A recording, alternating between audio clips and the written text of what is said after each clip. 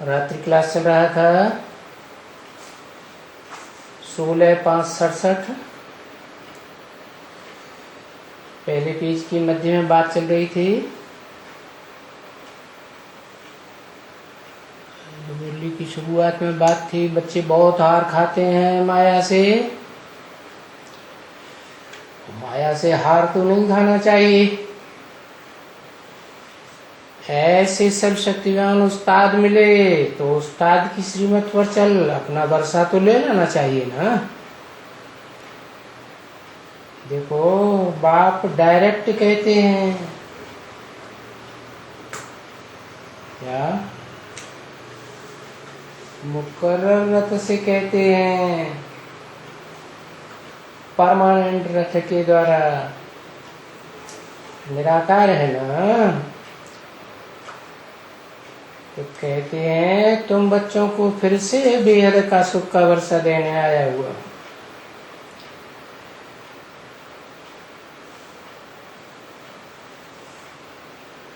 पहले भी दिया था। पहले कब दिया था? है नरक की दुनिया के बीच स्वर्ग का वर्षा दिया था।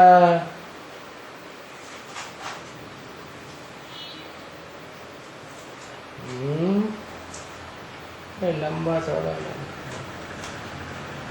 यज्ञ के आदि में क्या वर्षा दिया था?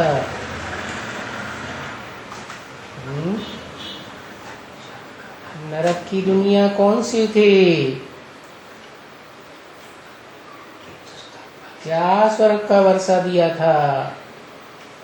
हिंदुस्तान पाकिस्तान का 1947 में खून खराबे का युद्ध शुरू हो गया था।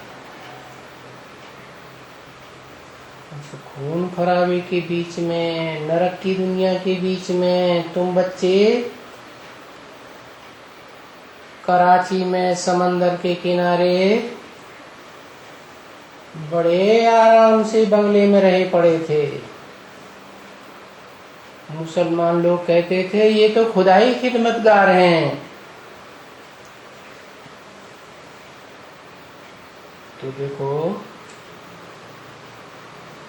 पाकिस्तान में, हिंदुस्तान में खून की नदियां बह रही थी 1947 में, और तुम बच्चे आराम से रहे पड़े थे। अभी फिर बाप आया हुआ है, डायरेक्ट कहते हैं, ऐसे नहीं कोई टेम्पररी रथ के द्वारा कहते हैं। जिस तन में भी आता हूँ नाम क्या रखता हूँ? ब्रह्मा। परंतु ब्रह्मा के तो 5 मुख दिखाते, तो जरूर एक मुख डायरेक्ट हुआ, परमानेंट हुआ, बाकी मुख बाकी मुख तो परमानेंट तो नहीं हुए ना। कभी उन मुखों के द्वारा बोलेंगे, कभी नहीं बोलेंगे, तो इनडायरेक्ट भी हुए ना। और फिर बाप के रूप में नहीं तो नहीं कहेंगे। बाप तो एक होता है, या बाप भी अनेक हो सकते हैं, माताएं अनेक हो सकती हैं, लेकिन बाप तो एक ही होता है। एक परिवार का एक ही बाप। बच्चे अलग अलग प्रकार के हो सकते हैं। तो प्रजापिता ब्रह्मा है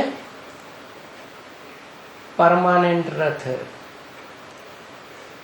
उसके द्वारा डायरेक्ट कहते हैं मैं तुम बच्चों को फिर से बेहद सुख का वर्षा देने आया।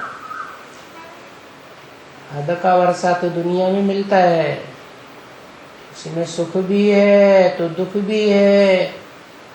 हद के देहधारी धर्म पिता आते हैं तो हद का सुख का वर्षा देते। बाप तो ऐसे सुख का वर्षा देते हैं जिसमें तुमको कोई दुख नहीं होता है। होता है?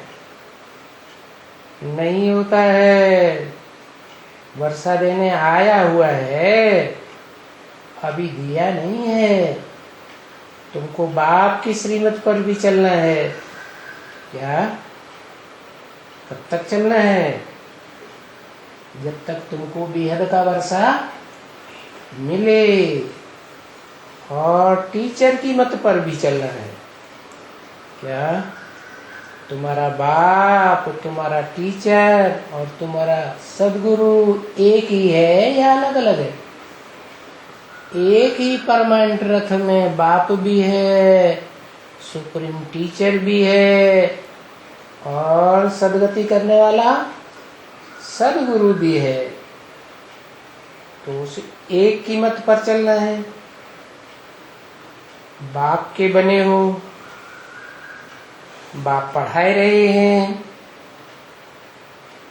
कहते हैं कि पढ़ाई पूरी होगी तो पिछाड़ी में तुम बच्चों को साथ ले जाऊंगा। क्या? कहाँ ले जाऊंगा? है? शांति धाम की स्टेज में ले जाऊंगा। कौन कहते हैं? है? बाप कहते हैं पिछाड़ी में साथ ले जाऊंगा। क्या? पिछाड़ी कब होगी? जब पढ़ाई पूरी होती है। तो फिर पढ़ाई पूरी होने के बाद जब षष्ठी का पूरा शूटिंग का काल पूरा होता है तो पिछाड़ी हो जाती है। साथ ले जाऊंगा, कहाँ ले जाऊंगा? बताओ जल्दी से एक शब्द में, कहाँ ले जाऊंगा? शांति धाम ले जाऊंगा। क्या? तुम्हारी आत्मा शांति धाम का अनुभव करेगी। ज्योति बिंदु आत्मा कहाँ अनुभव करेगी? मैं शांति धाम में बैठी हुई हूँ, अखंड ज्योति के बीच में बैठी हुई। बच्चे कहेंगे वहां क्यों ले जाएंगे इतनी दूर? बाप कहते हैं अरे तुम खुद ही परम धाम को इस सृष्टि पर उतार लेंगे। क्या? वो शांति की स्टेज तुम खुद ही नीचे ले आएंगे। ये कितनी सीधी बातें हैं, बच्चों को अच्छी तरह से समझने की हैं। तो आत्मा शांत स्वरूप है तो कहाँ की वासी हुई? शांति धाम की वासी हुई ना। इस दुनिया में तो अभी घमासान है। इस दुनिया में शांति कैसे होगी? इस दुनिया की स्टेज से परे, इस दुनिया के मनन चिंतन मंथन से परे जब तुम आत्म की स्टेज में पहुंचते हो तो शांति धाम का अनुभव करते हो। बच्चों को अच्छी तरह से समझना है तो पुरुषार्थ करो। क्या करो? पुरुष शरीर रूपी पुरी में शयन करने वाली जो आत्मा है वो ऐसे शरीर में रहे, ऐसे आराम से अनुभव करे जैसे कोई दुख का नाम निशान नहीं, अशांति का नाम निशान न रहे। तो कहेंगे पक्का पुरुषार्थी 100%। शरीर रूपी पुर में भी रहे और मुक्त भी हो जाए दुख दर्दों से। और फिर जीवन मुक्ति का भी अनुभव करे, जीवन भी रहे, जीवित रहे शरीर से, और सुख शांति में रहे, दुख अशांति महसूस न करे। तो ऐसा पुरुषार्थ करो कि पढ़ाई पूरी हो और बाप के साथ शांति धाम में चलो। माया की मत पर, यानी परमत पर। क्या माया कैसी है?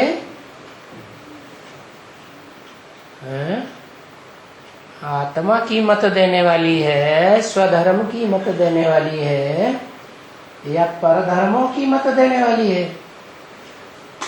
परधर्म कब से आते हैं? परधर्म आते ही हैं द्वैतवादी द्वापर युग से, जब दो दो धर्म पिता इस सृष्टि पर आना शुरू होते हैं। दो दो की इस दुनिया में मतें चलती हैं।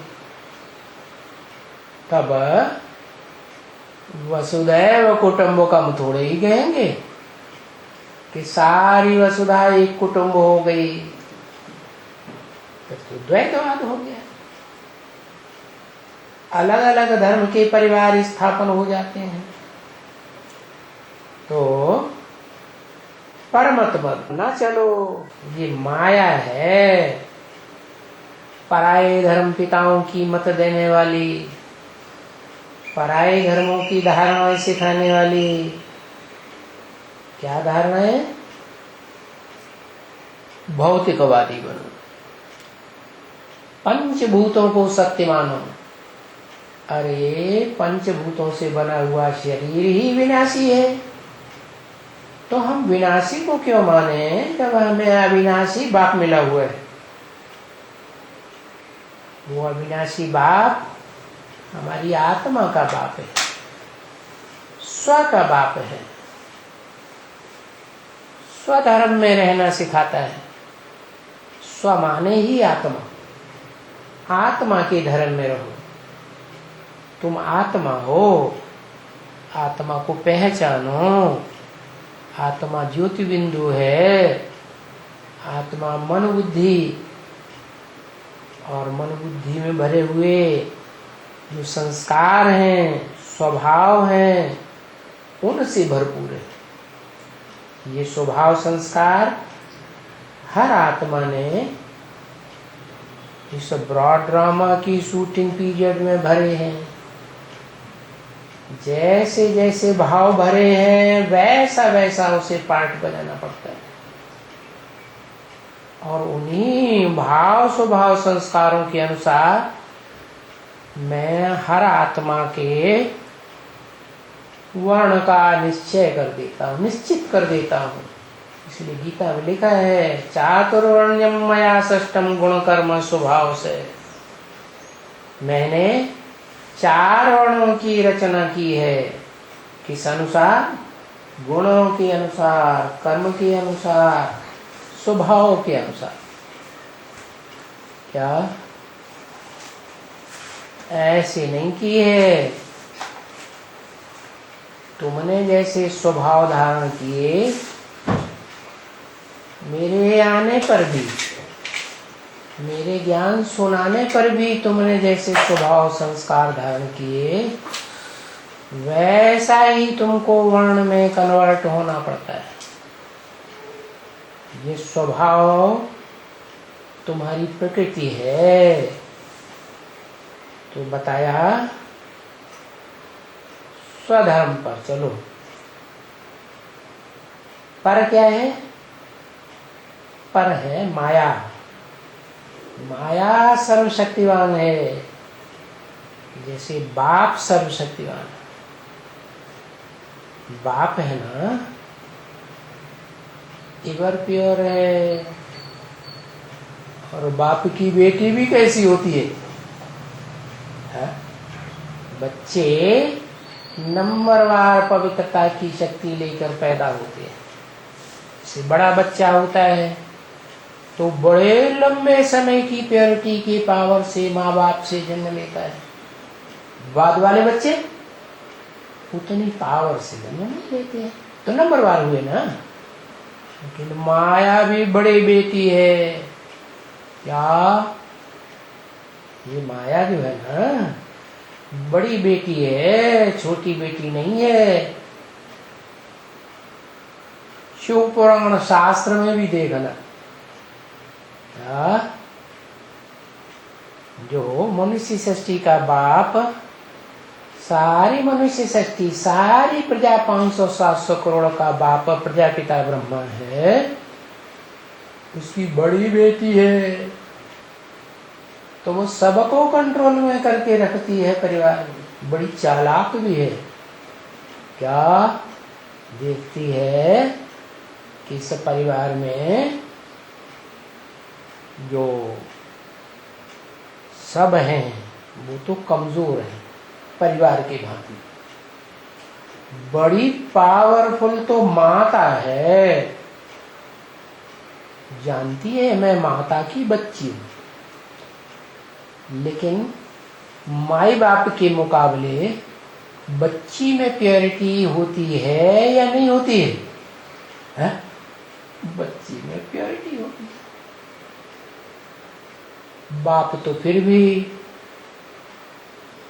माँ के संबंध में आकर के बड़ा बच्चा पैदा करता है,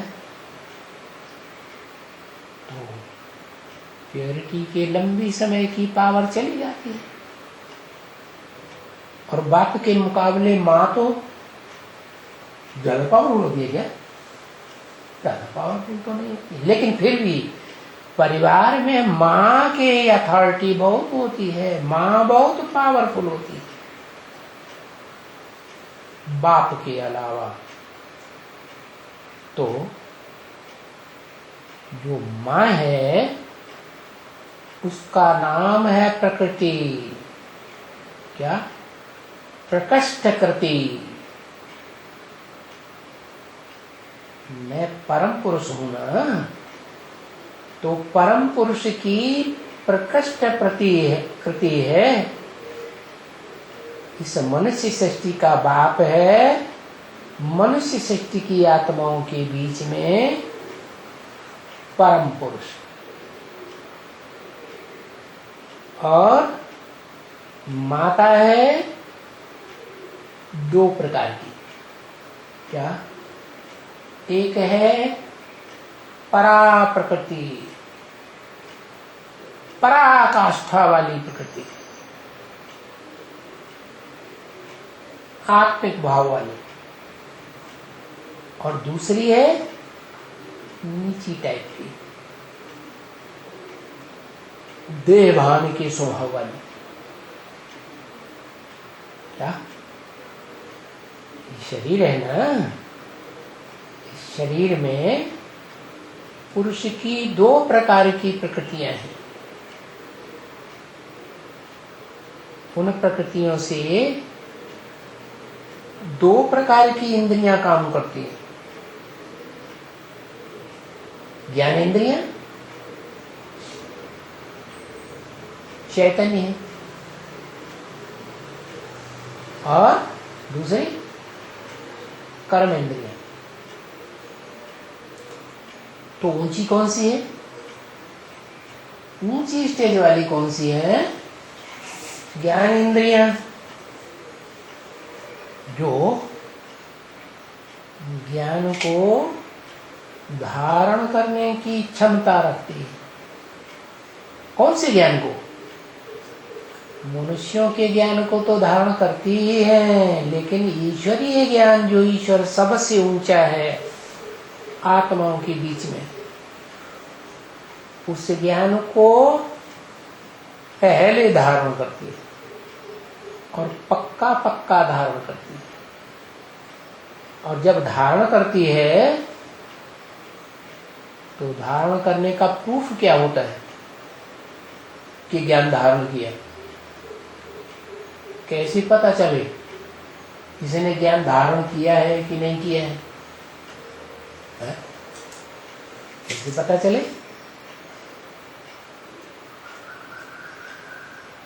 है? धारणा से? खुद धारणा अंदर अंदर कर ली तो कैसे पता चले? खुद धारणा कर लिया, दूसरों को क्या पता? दुनिया को कैसे पता चले? है? संस्कारों से। ओह, संस्कार भी अंदर की चीज है।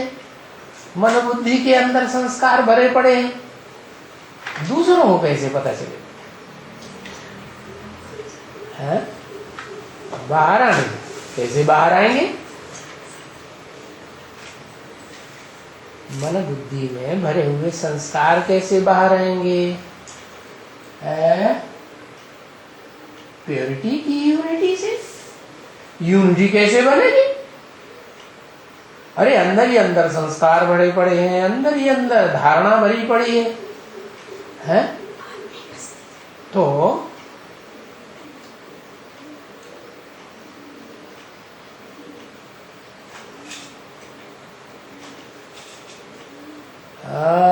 दूसरों को धारण करने से, दूसरों को उठा के हम अपने अंदर धारण कर लें।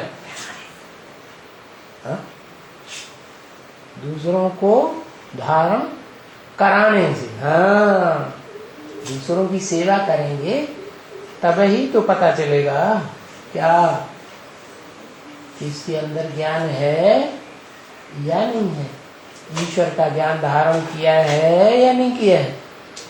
तो वो परा प्रकृति जो है, श्रेष्ठ प्रकृति क्या करती है? वो आत्मा ऐसी आत्मा है, ऐसी रचना है परम पुरुष की कि वो जितना धारण कराती है दुनिया वालों को, क्या उतना और कोई धारण नहीं करा सकता। वो जितने अच्छे संस्कार धारण करती है उतने ही अच्छे संस्कार औरों को धारण भी कराने की क्षमता रखती है। क्या? तो वो संस्कार शक्ति है। कौन सी शक्ति? संस्कार धारण करने की शक्ति है। ब्रह्मा है स्थापनाकारी, शंकर है विनाशकारी, और विष्णु है प्रैक्टिकल धारण करने वाला। प्रैक्टिकल में संस्कार बनाने वाला, संस्कार परिवर्तन शक्ति है। क्या? ये संस्कारों का परिवर्तन, जब तक कोई अपने संस्कारों को परिवर्तन न करे तो दूसरों में संस्कार नहीं भर सकता। शंकर जी है विष पाई अमृत पाई तो नहीं कहा गया, और चलो ज्ञान अमृत पी भी लेते हैं। शिव बाप उनको पिलाते हैं अंदर ही अंदर, लेकिन बाहर तो नहीं पता चलता। बाहर से दुनिया क्या कहती है, विष पाई है या अमृत पाई है? हाँ, अमृत पाई है, अमृत पीता है, लेकिन दूसरों को तो अमृत पीने का अनुभव उनके द्वारा नहीं होता। किनके द्वारा होता है? वैष्णवी शक्ति, विष्णु पद, जो वैष्णवी शक्ति है, माता है, उसके द्वारा पता चलता है। ये धारणा शक्ति है। क्या? पवित्रता को भी धारण करने वाली है, लेकिन वो भी, उसका भी एक दूसरा रूप है। ये हुई परा प्रकृति, जिसे कहते हैं लक्ष्मी। क्या? महागौरी। उसमें काली माँ का नाम निशान नहीं, काले कर्मों का कोई नाम निशान नहीं। ऐसा कोई कर्म नहीं करेगी जो अपने पति से छुपा के रखना पड़े। करती है? कर ही नहीं सकती। वो परा प्रकृति है। और दूसरी है महाकाली। क्या कैसी महाकाली है तो परम पुरुष की ही रचना है। कही भी जाती है प्रकृति, लेकिन प्रकृष्ट प्रकृति तो है, लेकिन नीची टाइप की है। जो भ्रष्ट कर्मेंद्रियां है ना शरीर में, उन कर्मेंद्रियों को कंट्रोल करने वाली है। उन कर्मेंद्रियों की मुखिया है, उस परिवार की मुखिया है। क्या ये विराट शरीर रूपी पुरुष है ना, उसमें द्वैतवाद कहां से दिखाई देता है? मुंडी में तो है ही नहीं, मुंडी तो एक ही। धड़ शुरू हुआ, उसमें बाहें हैं, वो भी सर और धड़ दोनों से जुड़ी हुई है, अलग तो है ही नहीं। चाल भी अलग नहीं है, लेकिन कमर के नीचे से क्या होता है, दो तरफ द्वैतवाद शुरू हो जाता है। जहां से वो रजो प्रधानता शुरू होती है, वो रजो प्रधानता से कर्मों की शुरुआत होती है, कर्मों की दुनिया बन जाती है। सतयुग त्रेता है जहां कर्म करने की मनुष्यों को, देवात्माओं को कोई जरूरत नहीं होती। सारा कर्म प्रकृति करती है। क्या? प्रकृति दासी बनकर करती है। क्या कहा? कैसी? प्रकृति दासी बनकर सारा कर्म करती है। प्रकृति दासी बन जाती है देवताओं की। और वही प्रकृति जब द्वैतवादी धर्म पिताएं द्वापर युग से आते हैं 2500 वर्ष के बाद, जिस 2500 वर्ष की हिस्ट्री देवताओं की हेवनली गॉडफादर के पास ही रहती है, दूसरा कोई नहीं बता सकता। परंतु हेवन की 2500 वर्ष की हिस्ट्री के बाद द्वैतवादी दैत्यों, चाहे वो मनुष्य रूप में हैं, चाहे राक्षस रूप में हो, उनकी हिस्ट्री शुरू होती है 2500 साल। इसीलिए शास्त्रों में लिखा है ब्रह्मा का दिन ब्रह्मा की रात। क्या बराबरी होगी या छोटी बड़ी होगी? बराबरी होगी। 2500 वर्ष ब्रह्मा का दिन, 2500 वर्ष ब्रह्मा की रात। माने जब ब्रह्मा की रात होती है तो जो धरणी रूपी पृथ्वी है वो ब्रह्मा को परछाया डाल देती है। क्या स्थूल दुनिया में भी क्या होता है? चंद्र ग्रहण कब पड़ता है? जब सूर्य पृथ्वी के ऊपर चमकता है, और पृथ्वी गोल है, और गोल पृथ्वी का परछाया पूरे चंद्रमा पर पड़ता है, तो अमावस्या की रात हो जाती है। ऐसे ही है ना, उसको कहते हैं कृष्ण पक्ष है। ये जो सूर्य है उसको कहा जाता है दक्षिण। कृष्ण पक्ष माने दक्षिण में राक्षसों का वास माना जाता है। जो दुनिया का दक्षिणी हिस्सा है, जैसे दक्षिणी अमेरिका है, या भूमध्य सागर के नीचे का हिस्सा अफ्रीका है, या अरब देश है, मुसलमानी कंट्रीज हैं, और भारत तो दोनों तरफ रहता है। भारतवासी ऐसे हैं, जब भगवान की दुनिया चलती है, हेवनली गॉडफादर की दुनिया, तो हेवन में भी रहते हैं। फिर जब द्वैतवादी धर्मपिताओं की दुनिया आती है, दो दो बातें तो शुरू हो जाती है। वो द्वैतवाद फैलाते हैं।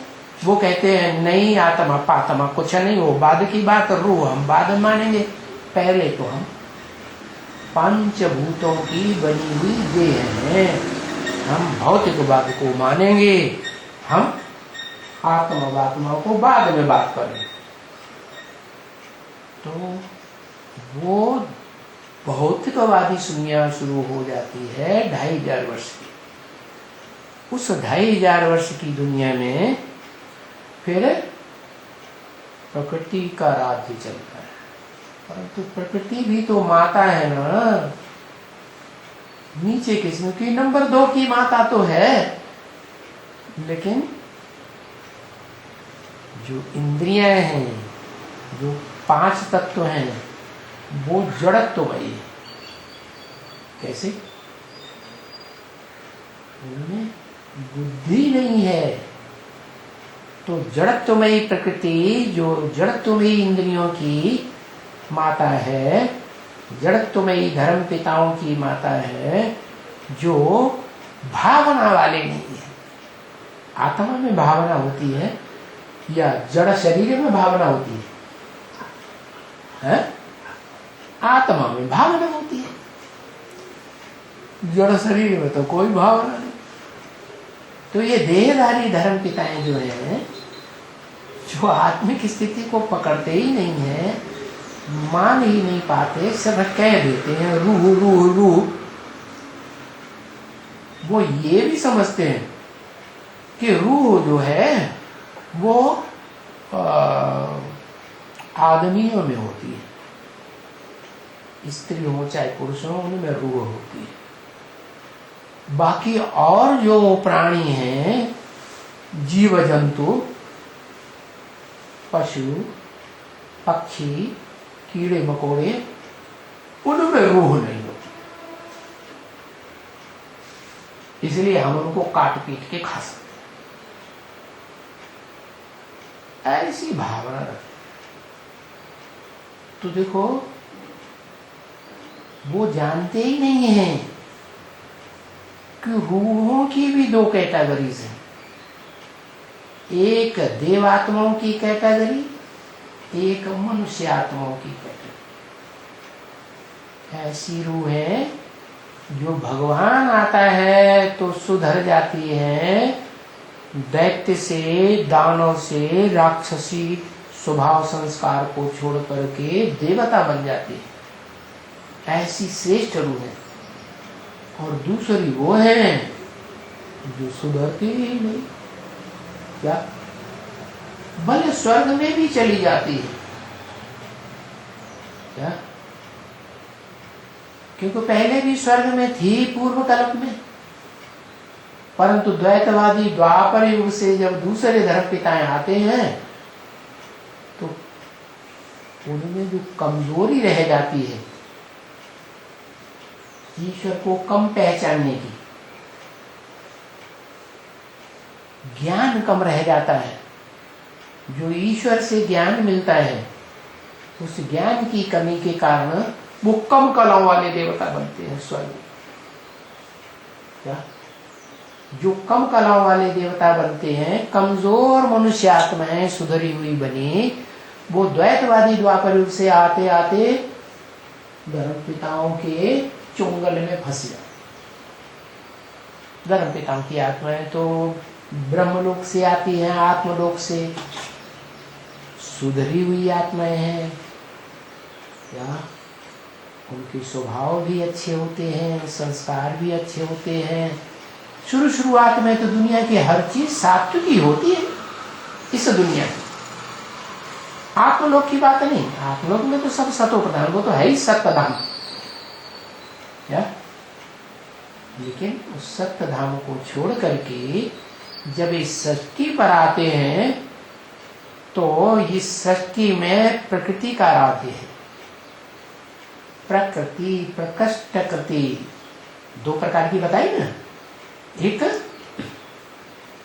चैतन्य भावना वाली, चैतन्य ज्ञान इंद्रियों का कंट्रोल करने वाली। दूसरी जो है वो भ्रष्ट इंद्रियों की मुखिया है। भ्रष्ट इंद्रियों से जो कार्य करते हैं द्वैतवादी धर्म पिताएं और उनके फॉलोअर्स, उनको विशेष महत्व देती है। तो वो आत्माएं जो कम कला वाली हैं, भगवान के शक्ति पर आने पर कम ज्ञान उठाती हैं वो द्वैतवादी द्वापर युग से दूसरे धर्म पिताओं के प्रभाव में आ जाती है। सुनी सुनाई बातों से उन भारतवासियों ने दुर्गति पाई। क्या? भारतवासी, भारत का मतलब ही बताया। भा माने ज्ञान की रोशनी, रत माने लगा रहेगा।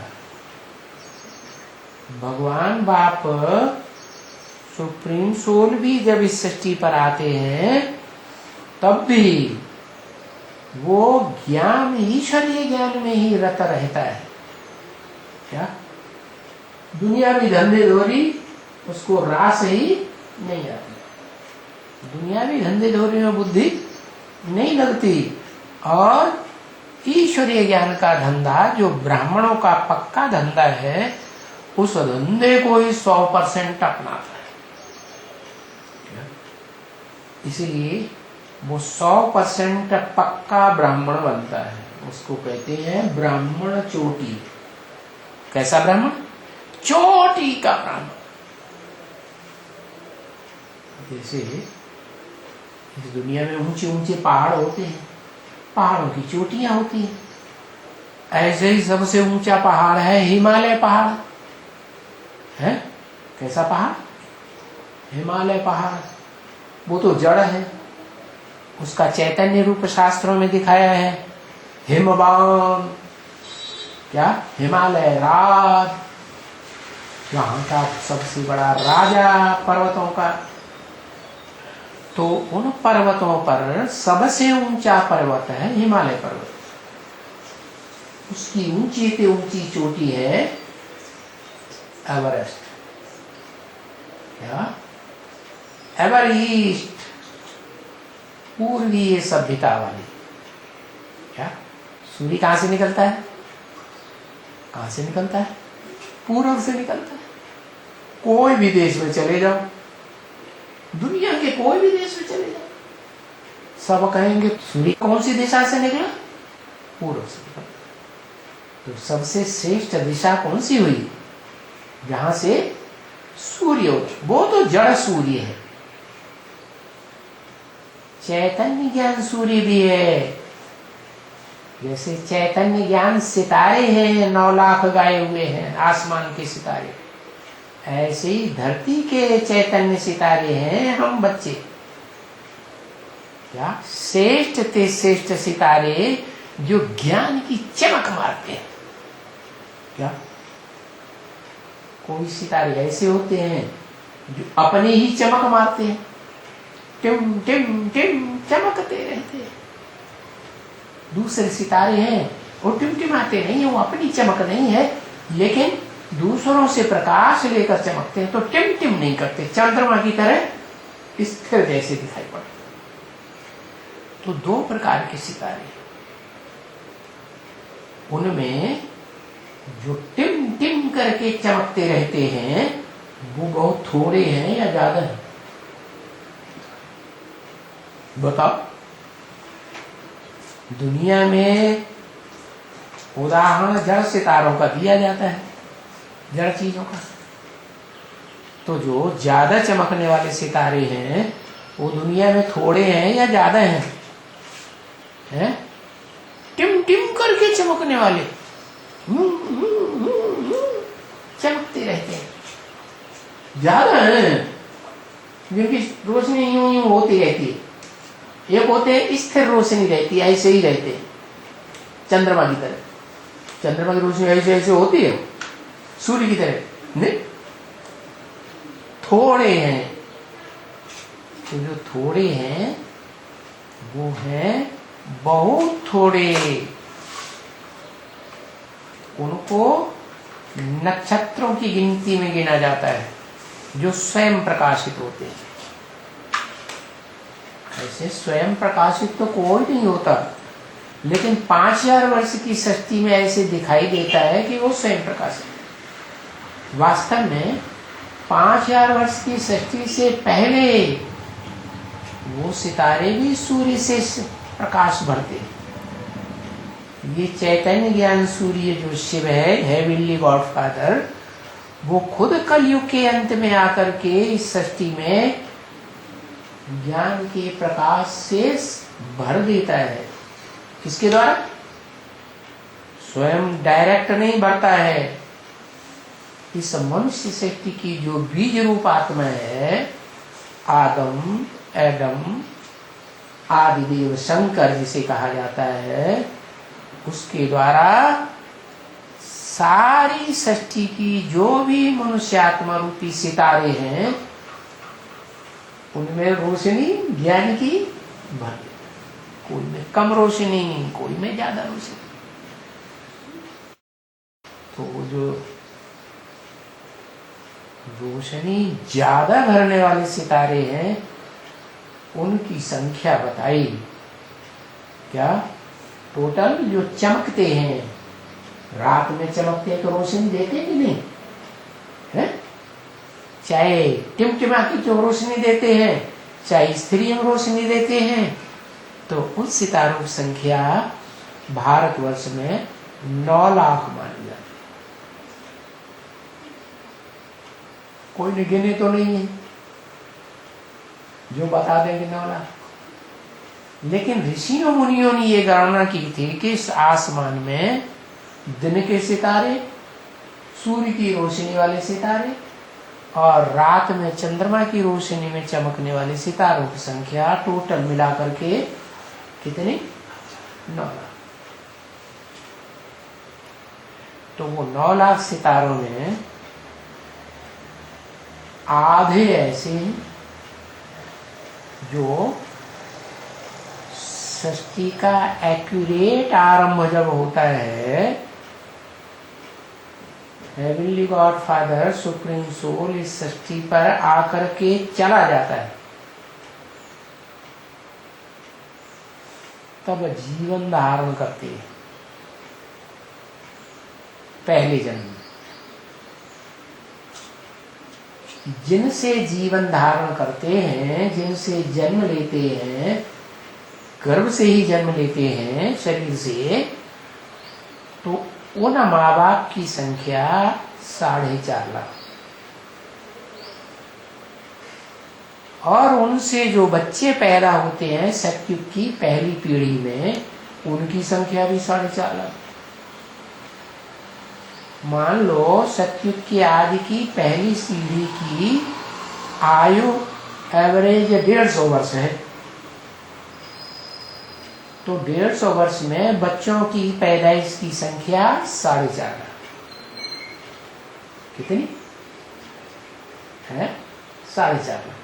और उनको जन्म देने वाले जो माता पिता हैं, वो सतयुग एक्यूरेट आरंभ होने से पहले ही सृष्टि पर मौजूद होते हैं। भले सृष्टि का विनाश हो जाता है, लेकिन इतना योग बल धारण करते हैं कि उनके 5 तत्वों का जो शरीर है वो नष्ट नहीं होता। कुछ ऐसी सृष्टि में प्राकृतिक प्रक्रिया बनती है कि जब 7 दिन लगातार मूसलाधार बरसात होती है इस सृष्टि पर, और चंद्रमा जो उपग्रह है पृथ्वी का बच्चा, पृथ्वी से निकला हुआ, वो पृथ्वी पर प्रशांत महासागर के गड्ढे में आकर के मिक्स हो जाता है। तो प्रशांत महासागर का जल और सारी दुनिया का सागर का जल इस तरह ऊंचा उठेगा या नहीं उठेगा? सारी दुनिया का जल स्तर ऊंचा उठता है और सारी सृष्टि पर जलमयी हो जाती है। उसका एक कारण और कि पृथ्वी पर नॉर्थ पोल में और साउथ पोल में सूर्य की किरणें तिरछी पड़ती हैं, इसलिए वहां ठंडी बहुत है,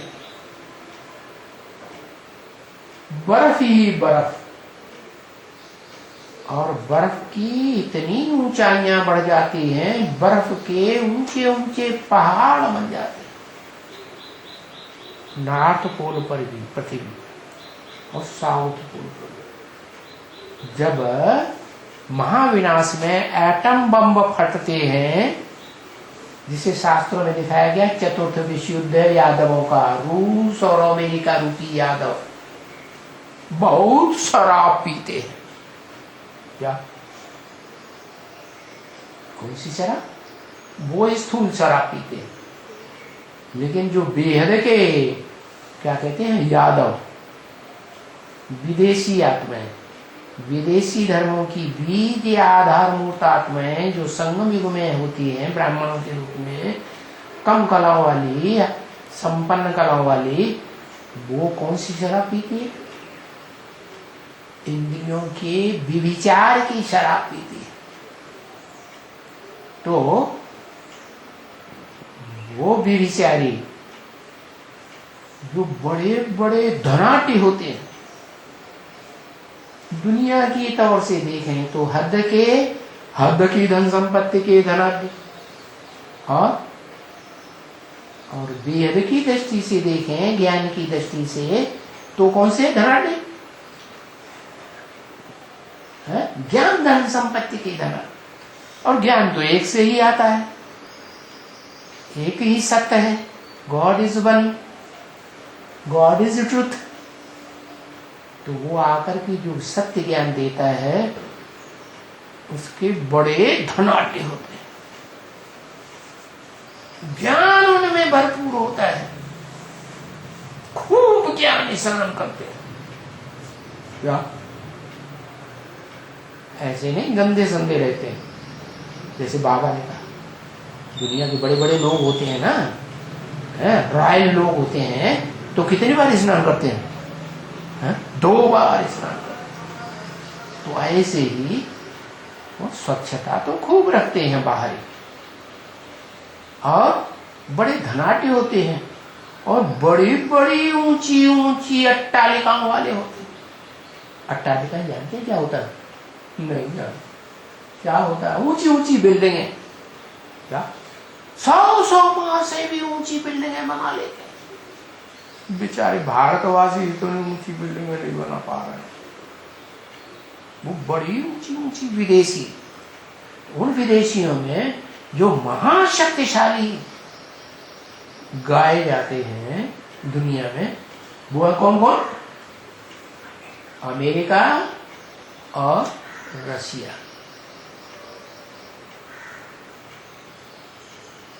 ये चतुर्थ विश्व युद्ध में अपनी बनाई हुई जो बड़ी प्रसिद्ध दुनिया की रचना है, एटम बम या मिसाइल्स, जो शास्त्रों में लिखा है कि यादवों के पेट में से लोहे के मूसल निकले।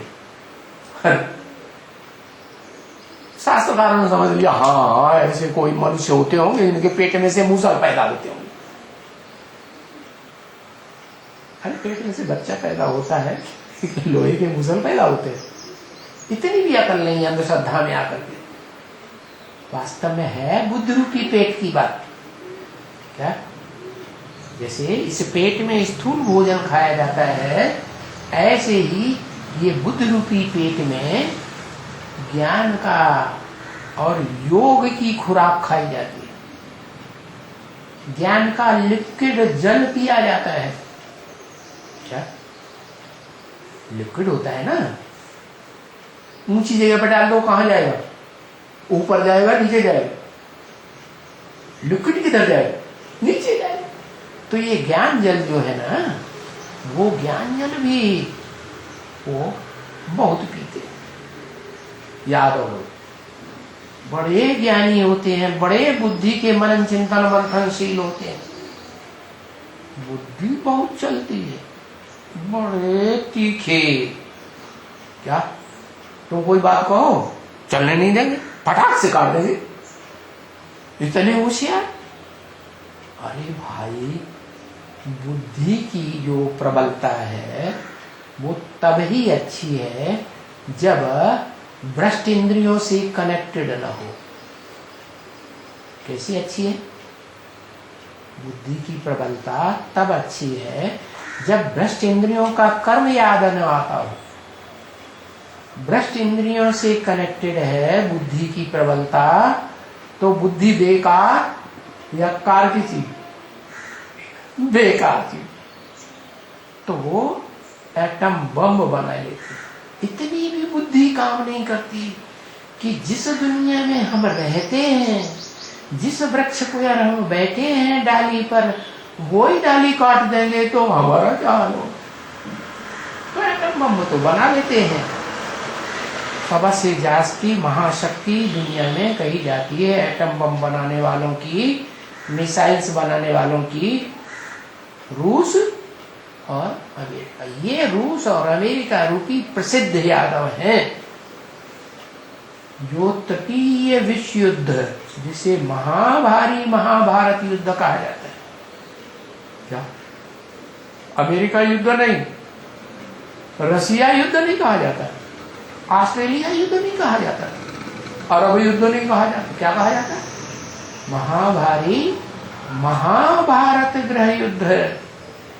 ये भारत से कनेक्टेड है। जिस भारत में भगवान आता है, इसमें आता है। एक तो होता है जड़ भारत, जड़ जमीन है, उसको भारतवासी कहते हैं भारत माता। लेकिन उन भारतवासियों को आज पता ही नहीं है कि वो भारत माता कोई विधवा थोड़ी होगी जो माता तुम कहते हो। माता है तुम्हारी तो तुम भारतवासी हो। माता की गोद में खेलने वाले बच्चे हो, पेट में पलने वाले बच्चे हो, भारतवासी हो। कहाँ बसे हो? माता भारत माता के पेट में बसे हो, गोद में बसे हो, सुख ले रहे। लेकिन पिता भी तो होगा कि नहीं होगा, है? नहीं समझते। बड़े बड़े मजमे लगाते हैं, बड़े बड़े मेले करते हैं, मुख से बोलते जय माता दी। क्या बोलेंगे? जय माता दी। अरे भैया, इतनी इतनी जय माता दी बोल रहे हो, तुम्हारा पिता कहां चला गया? उसका भी तो नाम एक बार ले दिया करो, उसको गायब कर दो। ऐसे है देवी के पुजारी। क्यों ऐसे देवी के पुजारी क्यों बन गए हैं? इसलिए बन गए कि जो अपरा प्रकृति है, दूसरी माता है नीची प्रकृति की, वो माता सारे सृष्टि की मनुष्य आत्माओं के ऊपर कंट्रोल करती है।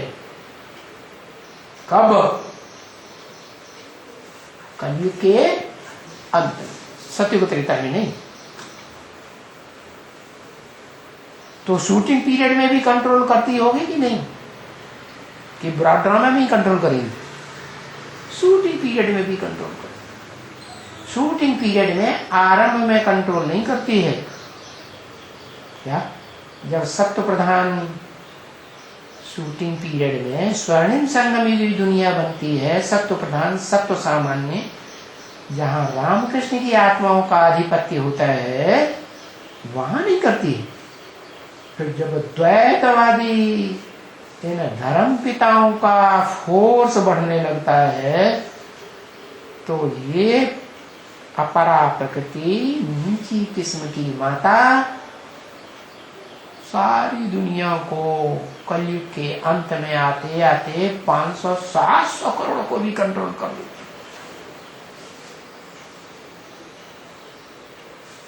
इसलिए सिख लोग आज भी गाते हैं, राज करेगा खालसा। वो खालिस प्रवृत्ति वाली है। क्या? प्रकृष्ट रचना है तो किस लिए? इसलिए है खालिस माने पवित्र। उसकी बुद्धि नीचे टाइप की तो है, लेकिन इतनी पवित्र है कि वो भगवान हेवनली गॉड फादर शिव निराकार, जिस साकार तन आदम में आता है, अर्जुन में, गीता में दिखाते हैं ना, अर्जुन के रथ में आया, तो शरीर रूपी रथ में वो निराकार भगवान जिसमें आता है, उस रथ को याद करने में परफेक्ट।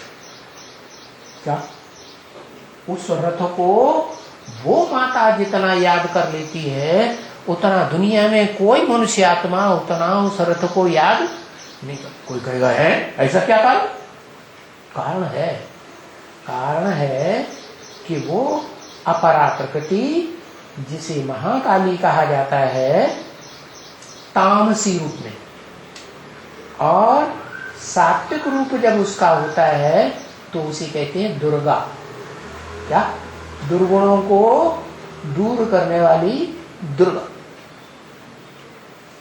जिसको ढेर की ढेर भुजाएं दिखाई जाती है। क्या? इस सृष्टि में जितने भी देहधारी माताएं हैं, क्या जितने भी देहधारी पुरुष हैं, वो सब उसकी भुजाएं बनते हैं। चाहे लेफ्ट साइड की भुजाएं बने, चाहे राइट साइड की भुजाएं बने, उसके सहयोगी सारी दुनिया बन जाती है। क्या? माता के सहयोगी बन जाते हैं।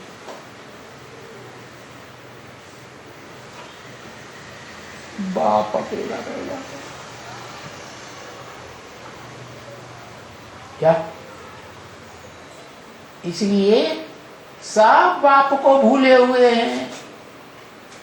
कलयुग के अंत में सब बोलते हैं जय माता दी, जय माता दी, बड़े बड़े मेले लगाते। सबसे बड़ा मेला लगता है किसका? है? माता का मेला बहुत बड़ा लगता है, और बार बार लगते हैं। लेकिन जो विश्व पिता है, आदम, आदिदेव, आदिनाथ विश्वनाथ शंकर, उसमें भी तो एक बार शिव आता है ना, सुप्रीम सोल। तो वो आकर के उसको विश्व का मालिक बनाता है। क्या? लेकिन वंडरफुल बात यह है कि वो खुद विश्व का मालिक नहीं बनता। उसका नारा है स्वतंत्र रहो और स्वतंत्र रहने। कोई के ऊपर जोर जबरदस्ती से शासन नहीं करना है। जैसे दुर्योधन तो शासन आज के पुरुष लोग करते हैं, स्त्रियों के ऊपर जबरियन अधिकार करते हैं। करते हैं कि नहीं है? तो वो दुर्योधन तो शासन नहीं बनता।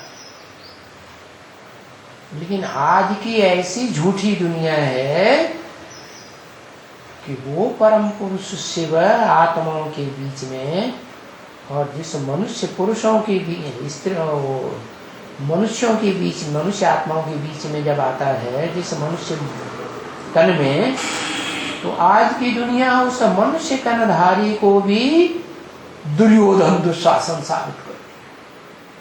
क्या? जैसी दृष्टि वैसी समझते हैं कि जैसे हम दुर्योधन बनते हैं कन्याओं माताओं के प्रति, क्या ऐसे ये भी बनता हूं। दुर्योधन माने दुष्ट युद्ध करने वाला। कैसा दुष्ट युद्ध है? प्यार का युद्ध होता है या कर्मेंद्रियों से मार का युद्ध होता है? प्यार का युद्ध तो होता ही। प्यार का युद्ध दुख देता है? दुख थोड़ा ही देता है। जो कर्म इंद्रियों का मार का दुख है वो दुख देता है। कर्म इंद्रियों को चलाने वाली जो मुख्य इंद्रिय है मन, वो भी संकल्पों से दुख देता है। लेकिन परम पिता, आत्माओं का पिता, जिसमें प्रवेश करता है वो दुख कैसे देगा? वो तो रथ में प्रवेश करता है, रथ को कंट्रोल करता है, रथ की इंद्रियों को कंट्रोल करता है, इंद्रियों को बुद्धि की लगाम देकर के कंट्रोल करता है।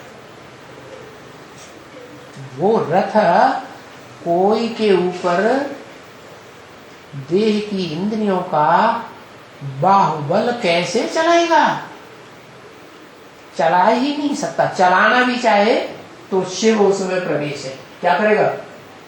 कंट्रोल कर लेगा। इस बात को तो दुनिया जानती ही नहीं, भारतवासी ही नहीं जानते, भारत की गवर्नमेंट ही नहीं जानती। भारत की गवर्नमेंट में पहले कोर्ट में गीता रखी जाती थी, आज तो इस भ्रष्टाचारी गवर्नमेंट ने गीता को भी उड़ा दिया। दुनिया के सब धर्म पावरफुल क्यों हैं? क्योंकि धर्म को मानते हैं, धर्म पिता को मानते हैं, धर्म ग्रंथ को मानते हैं, क्योंकि रिलीजन इज राइट कहा जाता है। और ये भारत की गवर्नमेंट ऐसी है, न धर्म पिता को जानती है न मानती है, न उसकी मत पर चलती। कि हमारा भारत का जो अव्वल नंबर धर्म पिता है वो कौन है? मुसलमान जानते हैं अल्लाह अव्वल दीन, क्या दूसरे धर्म वाले जानते हैं? भले कृष्ण के रूप में कहते हैं, वो नहीं जानते। कृष्ण को भी जन्म देने वाला कोई तो बाप होगा, बच्चा थोड़े ही अपने आप लॉर्ड बन जाता है। तो धर्म पिता शिव बाप इस सृष्टि पर आकर के जिस मनुष्य तन में प्रवेश करता है, वो मनुष्य तन कभी भी दुराचारी नहीं हो सकता। दुह माने खराब आचरण करने वाला, और खराब आचरण भ्रष्ट इंद्रियों का होता है या श्रेष्ठ इंद्रियों का होता है? श्रेष्ठ इंद्रियों से देवताएं आचरण करके संतान पैदा करते हैं, भ्रष्ट इंद्रियों से जो द्वैतवादी धर्म पिताएं संतान पैदा करना सिखाते हैं, सृष्टि चलाना सिखाते हैं। ये सृष्टि मनुष्यों की सृष्टि है, दानवों की सृष्टि है, दैत्यों की सृष्टि है, राक्षसी सृष्टि है। उनको कहते हैं दुखदाई। इस 2500 वर्ष की सृष्टि में इन विदेशियों ने भारत के ऊपर लगातार आक्रमण किए हैं और बाहुबल के आक्रमण किए हैं कि दूसरे प्रकार का अहिंसा का आक्रमण किया है? ज्ञान की बातें सुनाई है क्या? ज्ञान का युद्ध किया है क्या? नहीं। ये 2500 वर्ष की हिस्ट्री है इस भारत की। ये देहधारी धर्मपिताओं के द्वारा बनाई हुई हिस्ट्री है, प्रैक्टिकल हिस्ट्री है। और इस हिस्ट्री को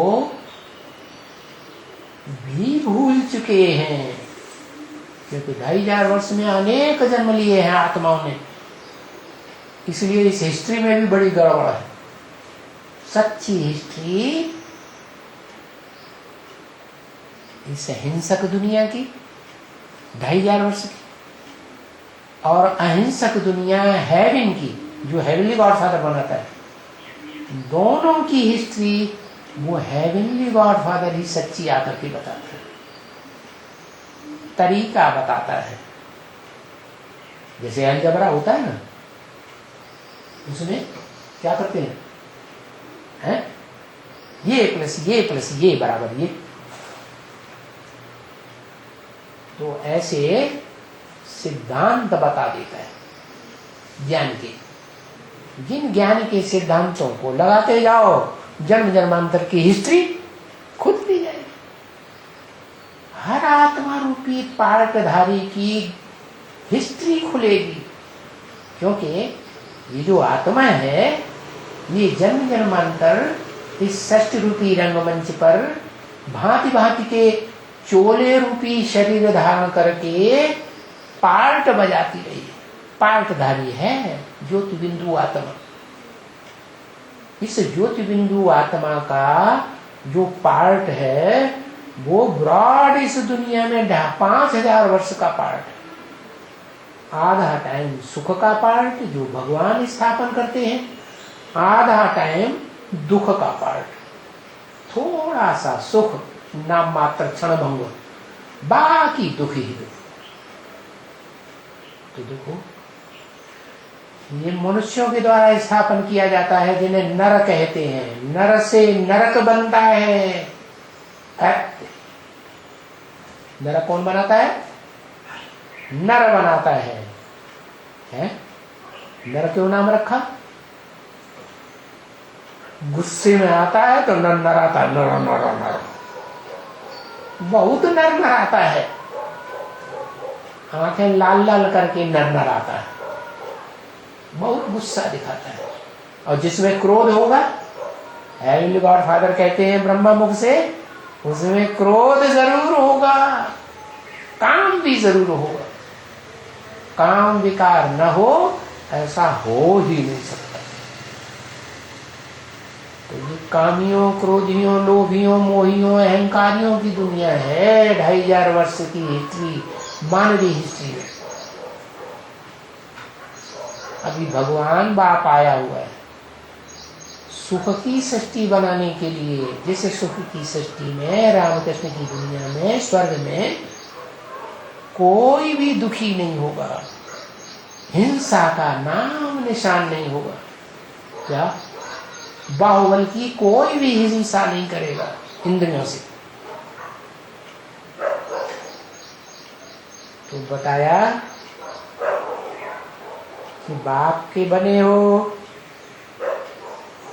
तुम्हारी पढ़ाई पूरी होगी, पिछाड़ी में साथ में ले जाएगा शांति धाम, और शांति धाम से नंबरवार इस सुखधाम की सृष्टि में भेज देगा।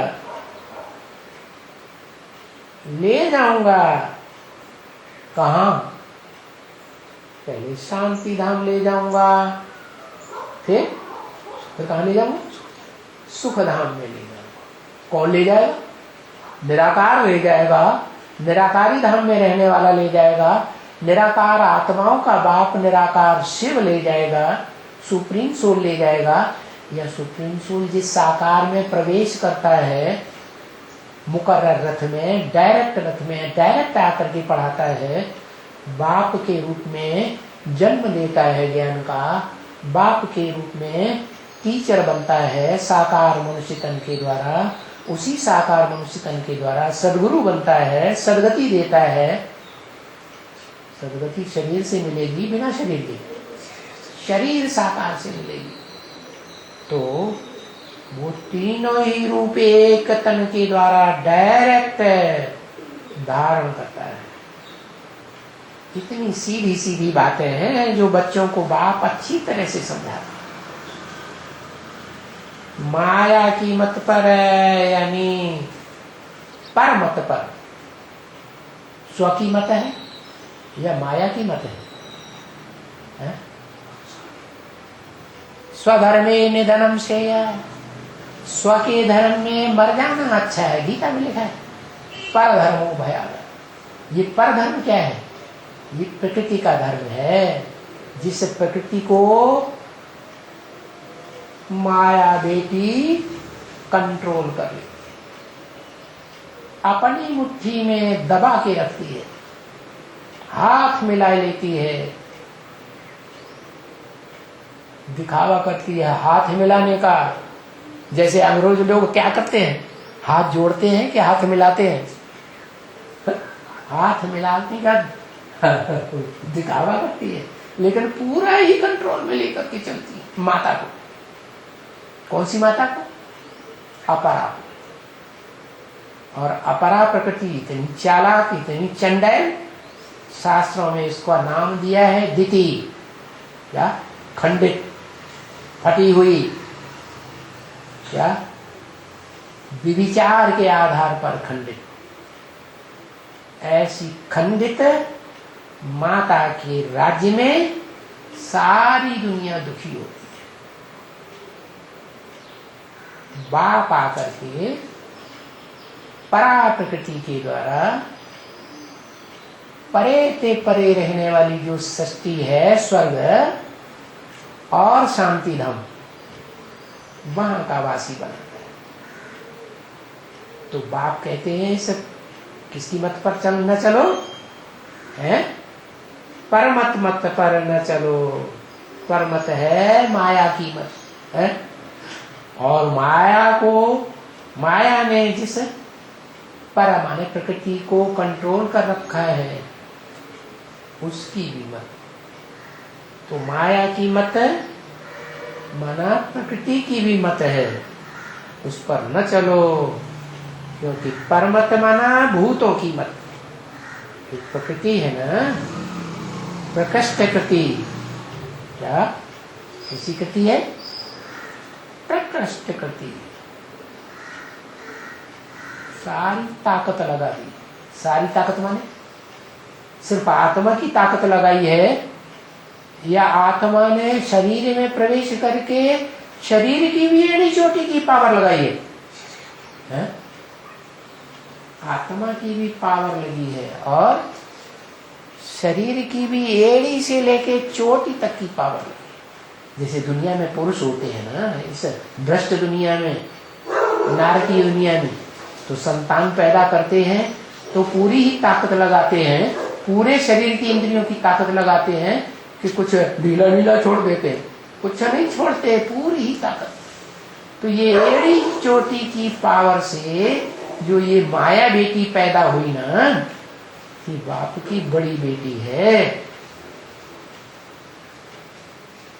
जैसे बाप सुप्रीम सोल बाप का बड़ा बच्चा है, मनुष्य सृष्टि का बाप, ऐसे ही ये माया है, ये जड़ तो बुद्धि वाली भ्रष्ट इंद्रियों को कंट्रोल करने वाली प्रकृति माता है, नीचे प्रकार की। तो बोला इन भूतों की मत पर न चलो। 5 भूत हैं, कौन से? प्रकृति के 5 भूत हैं, पृथ्वी जलवायु अग्नि आकाश। ये पृथ्वी में व्याप्त हैं। क्या? मिट्टी में, मिट्टी माने पृथ्वी, मिट्टी में हवा भी है, मिट्टी में आग भी है, मिट्टी में आकाश वैक्यूम भी है, जल भी है, नमी जरूर है। तो ये पृथ्वी माता, ये 5 तत्वों का संघात है। इस सृष्टि में जब आत्माएं आती हैं तो 5 तत्वों के संघात में आत्मलोक से आने वाली आत्माएं बंध जाती। तो है? तो प्रश्न ये है कि जो परा प्रकृति है वो भी तो माता है, ज्ञानेंद्रियों की भावना वाली है ना, श्रेष्ठ माता है। शास्त्र में उसका नाम दिया है अदिति, माने कभी भी खंडित नहीं होती। कोई राक्षस उसकी चीड़फाड़ नहीं कर सकता इंद्रियों से। तो ऐसा माता का पार्ट बजाने वाली वो शास्त्रों में पार्वती कही। क्या नाम दिया? पार्वती। जैसे धनवान होता है तो धन होता है, धनवती होती है तो स्थूल धन वाली कही जाती है। ऐसे ये है पार्वती, माने सारे संसार को पार लगाने वाली माता। जो जड़त्वमयी प्रकृति है उसको भी पार लगा करके कहाँ ले जाती है? सुखधाम में, स्वर्ग में ले जाती है। जिस स्वर्ग में पहली पीढ़ी के जो बच्चे हैं 16 कला संपूर्ण, हे कृष्ण नारायण वासुदेव, उनकी वो दासी बनती है। उनकी अकेले की नहीं, सत्युग त्रेता रूपी स्वर्ग में जितने भी बच्चे पैदा होते हैं सबकी वो दासी है। प्रकृति राशि। उनका शास्त्रों में नाम दिया है वृंदा। तुलसी के रूप में पूजी जाती है। तो तुलसी के भी दो रूप हैं, क्या? काली तुलसी और गोरी तुलसी। क्या? काली तुलसी वो है जो जंगलों में पैदा होती है। आज की दुनिया कांटों का जंगल है ना, कांटों के जंगल में ही रहती है। बाप आते हैं तो बाप जो परिवार बनाते हैं ब्राह्मणों का, उसमें नहीं रहती, वो टिक ही नहीं पाती। अगर आएगी भी ना थोड़े समय के लिए, तो जैसे यज्ञ के आदि में मिसाल दिया है, एक भंगिनियां आती थी, कितने दिन टिकी? बाबा के आते ही गले पड़ जाती थी, छाती से लिपट जाती। फिर क्या हुआ? किसकी बात हो रही? भंगिन की बात हो रही, जो यज्ञ के आदि में आती। वो लोकलाज की परवाह नहीं करती थी, क्या कि कोई क्या कहेगा, सबके सामने मैं कैसे क्या कर रही हूं। नहीं, तो वो है बीज। क्या? अपरा प्रकृति का मूल बीज, और इसकी आधारभूत हो गई वो माता, जो बड़ा रूप धारण करती है। ओ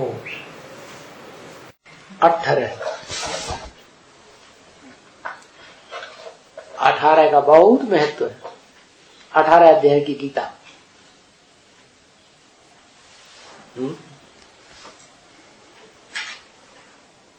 18 महारथी महाभारत, 18 पुराण,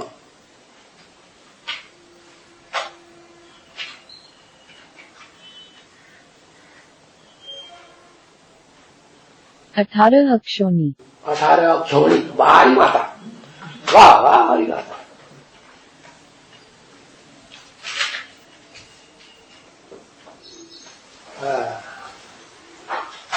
आज की वाणी सबको समझ में आएगी, शास्त्र वालों को तो जरूर समझ में आएगी। गुलाहट होगी उनके मन में, क्या करूं, मैदान में आऊं कि ना आऊं? आऊंगा तो भ्रष्टाचारियों का साथ देने वाला कहा जाऊंगा, है जैसे बवाली बाबा। भाई बवाली बाबा जैसा तो नहीं बनूंगा, ऐसे सोच में पड़ जाएंगे।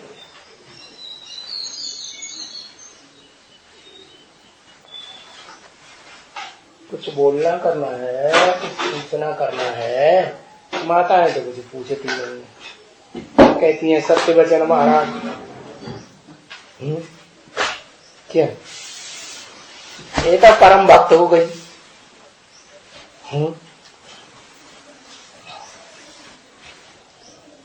अरे दरवाजे के बाहर तो मैं किसने निकाल के खड़ा कर दिया, अंदर आ जाओ।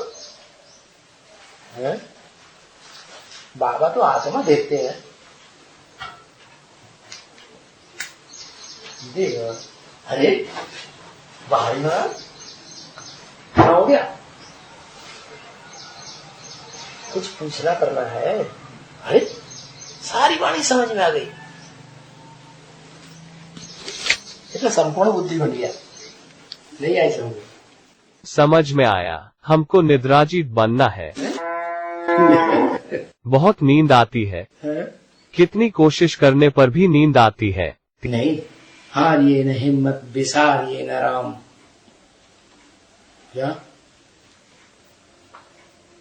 क्या नारा है? हारिए ना हिम्मत, बिसारिए न राम, राम को भूलिए नहीं,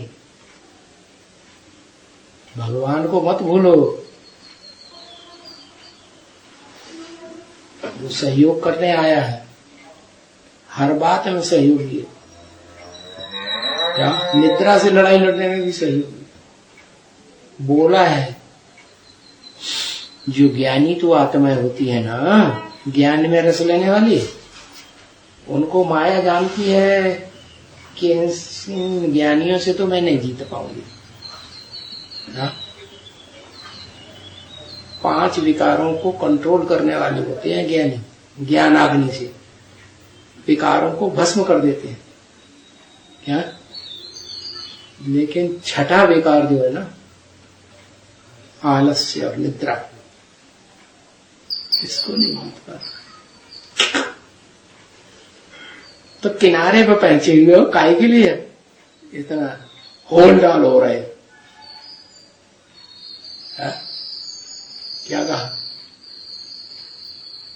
अच्छा, दुनिया में कौन से धर्म के लोग हैं जो बहुत सोते हैं? क्रिश्चियन लोग। क्रिश्चियन के बाद मुसलमान आते हैं, सन्यासी आते हैं। ये बहुत चालाक धीरे धीरे बोल रहा है, उसमें भर न जाए। अरे सच्चाई है तो बोल धड़ाके से। सिख धर्म के लिए बोलते हैं ना, सिख धर्म की आत्मा ज्यादा सोती है। मतलब वो भगवान को पहचानते नहीं है, सोते ही रहते हैं। 12 बजते हैं तब जा करके। 12 बजे तो सूर्य ऊपर से चमकता है जोर से, तब तो जग जाते हैं ना।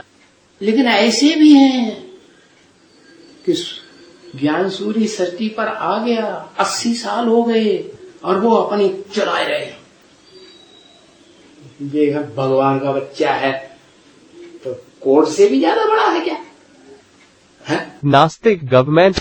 हाँ, धर्म है ही नहीं वास्तव में, धारणा करता ही नहीं, अपनी चलाता है। तो बुद्धि में बड़ा तीखा समझता है। एटम बम बनाई ना, सबसे ज्यादा घमंड कौन सा है? अहंकार। किस बात का अहंकार? क्या किया था उन्होंने जो तो अहंकार दिखा रहे? कुछ किया होगा ना, क्या किया? एटम बम बनाए। हाँ, ऐसी चीज बनाई है कि वो अगर ध्यान देता, कल्याणकारी बन करके ध्यान देता, तो इस एटमिक शक्ति से बड़े बड़े कारखाने चला सकता था। इस बात पे ध्यान ही नहीं दिया। सारी दुनिया का कल्याण हो जाएगा, फिर मेरे को कौन पूछेगा? नहीं, मैं सारी दुनिया को भस्म कर दूंगा। दबदबा बनाए रखो। दबदबा बनाने में बड़ा होशियार भगवान आया हुआ है, वो ज्ञान नहीं। हमारे अहंकार के ज्ञान को धारण ही नहीं करता, देह के धंधों में ज्यादा लगा रहता है। अब भगवान कहते हैं मैं चतुर्वर्ण्यम रचनम चातुर्वर्ण्यम मया सृष्टम, मैं 4 वर्णों की रचना रच रहा हूं। कौन कौन से? एक ब्राह्मण जन, जिनका धंधा क्या है? ज्ञान लेना, ज्ञान लेना, ज्ञान देना, ज्ञान देना, ज्ञान युक्त कर्म करना, ईश्वरीय सेवा करना। ऐसा कर्म करना जिससे ईश्वरीय संसार में सेवा हो, कोई देहधारी से कोई लगाव नहीं। उससे संसार का कल्याण होगा, अपना कल्याण होगा। होगा ही, अपना भी होगा और विश्व का भी होगा। देह का कल्याण, देह का प्यार करने से, देह की आसक्ति करने से देहधारी बुद्धि में आता रहे याद, उससे अपना कल्याण होगा? है? नहीं होगा। तो ये भी जानते हैं कि हमारा कल्याण नहीं होता इससे, फिर भी ये प्रमाद ऐसा चढ़ा हुआ है, ये अलबेलापना ऐसा चढ़ा हुआ, उस बात पे गहराई से ध्यान नहीं देते, पकड़ते ही नहीं उस बात को कि ये बड़ा घातक चीज है। हालांकि वो तो दुनिया के बाहर के हैं वैज्ञानिक, जो क्रिश्चियन धर्म के नास्तिक हैं। क्रिश्चियन धर्म में 2 वर्ग है, एक आस्तिक और एक नास्तिक। एक नास्तिक, एक है क्राइस्ट को मानते हैं, बाइबल को मानते हैं, गिरजाघर को मानते हैं, एक है कुछ भी नहीं मानते। तो वो बहुत अहंकारी रशियंस, जिनकी औलाद ये चीन बने हुए, चाइना वाले। तो क्या गड़बड़ी है? सूर्य निकल गया, सूर्य के प्रकाश से जब तीखा प्रकाश चमकता है, जो दुनिया में मध्य कलयुग में जो धर्म पिता आता है, उसके फॉलोअर्स भी जगने लगते हैं, सिख लोग भी जगने लगते।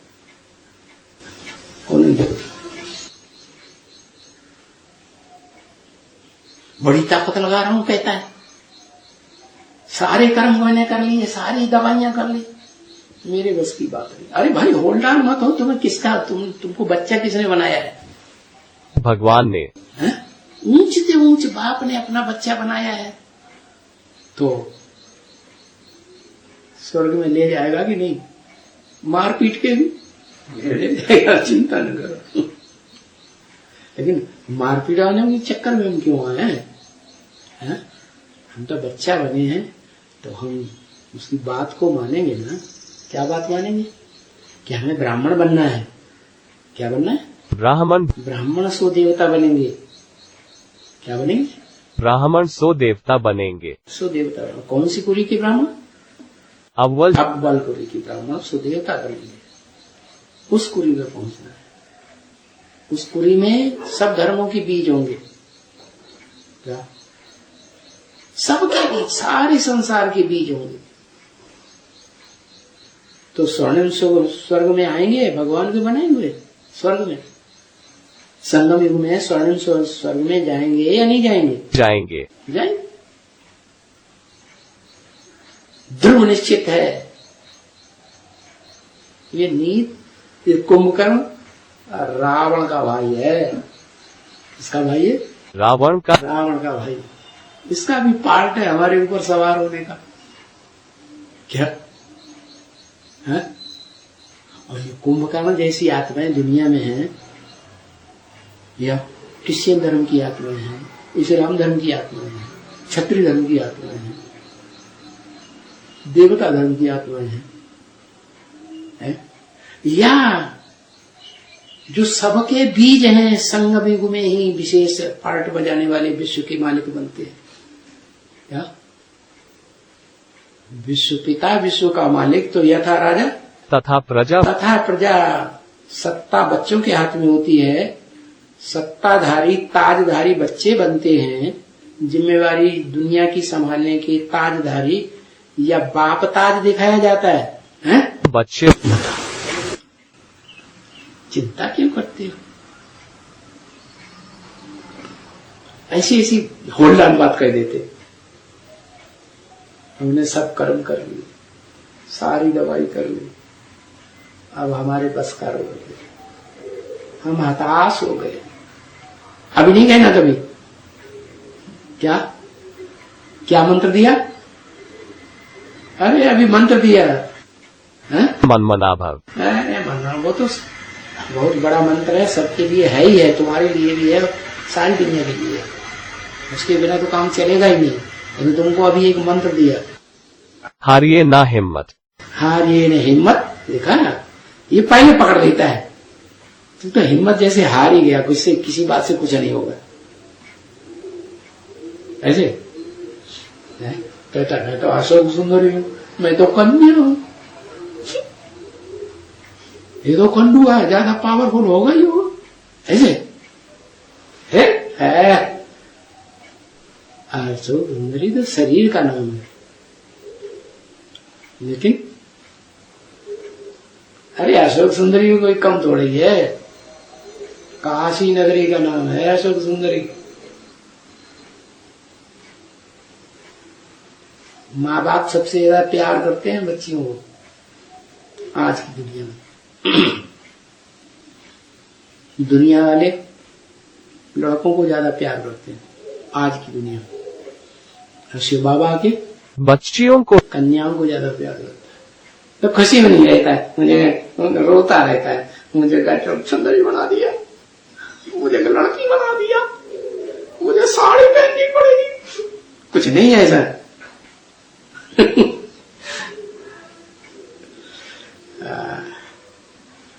अभी क्या मंत्र दिया? फिर भूल गया, एकदम भूलडाल हो गया। हा?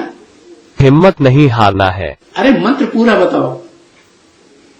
हिम्मत नहीं हारना है, इतने से काम चले, वो मंत्र काम ही नहीं करेगा। हारिए ना हिम्मत। हाँ, बिसारिए माने भूलिए नहीं, बिसारिए माने भूलना नहीं। किसको नहीं भूलना? बाप को। हाँ, राम। संगम युग में जो राम का पार्ट है, साकार पार्ट है भगवान का, उसको भूलना नहीं। सब कुछ देने वाला है वो। हाँ, ये हिम्मत विसारी, कितना बढ़िया मंत्र है। अरे ये कुंभकर्ण तो क्या कोई चीज नहीं, रावण भी मारा जा सकता है इससे। रसा से खप कर दो।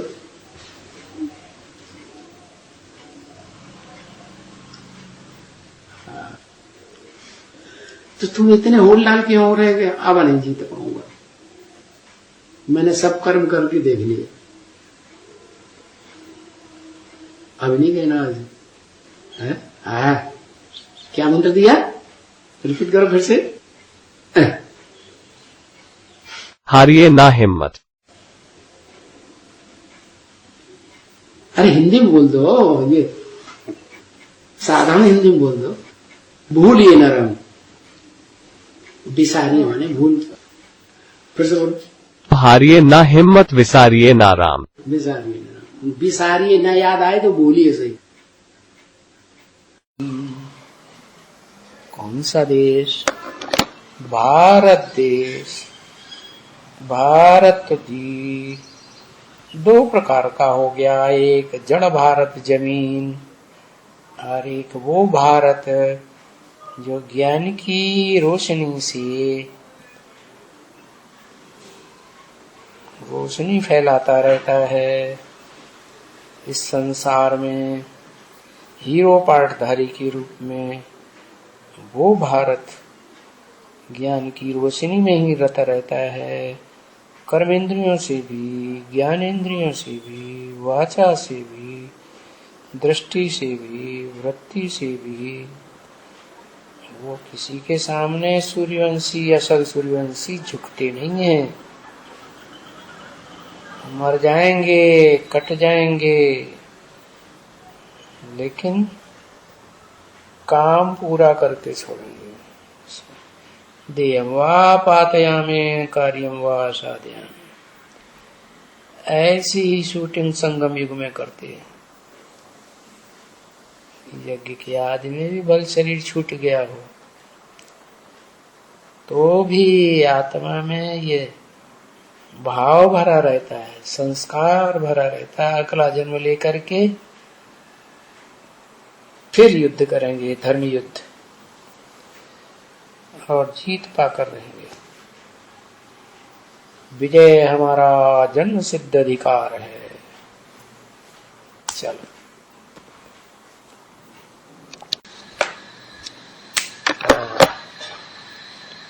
अभी बीज रूप आत्माओं का मेघनाद नहीं मरा है। मेघ माने बादल, नाद माने जोर से बादल की तरह गड़गड़ाने वाला। वो आधार मूर्त आत्माओं का मेघनाद मरा है कौन?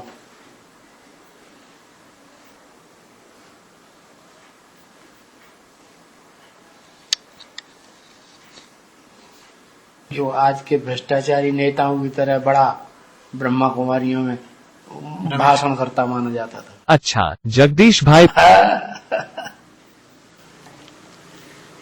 बीज रूप आत्माओं का अभी भी नहीं मरा है।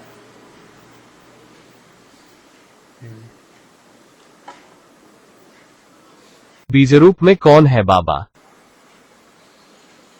प्रत्यक्ष हो जाएगा, जैसे वहां प्रत्यक्ष हो गया यहाँ भी प्रत्यक्ष हो जाएगा। कुछ गुप्त नहीं रहेगा। बाबा ने कहा एक एक चेहरे प्रत्यक्ष हो रहे हैं। अभी संगम युग चेहरे तैयार हो रहे हैं। कौन राक्षस बनने वाला है, कौन देवता बनना है, कौन दानव बनने वाला है, कौन देवता बनने वाला है। देवताओं के भी चेहरे प्रत्यक्ष हो रहे हैं, देवियों के भी हो रहे हैं, राक्षसों के भी हो रहे हैं, राक्षसियों के भी हो रहे हैं, सुपनखा पूतनों के भी। सब आत्मा रूपी पार्टधारियों के पार्ट डिक्लेयर हो जाएंगे, फिर ये शरीर छोड़ेंगे दुनिया में। अपने अपने पार्ट को अच्छी तरह पहचान लेंगे।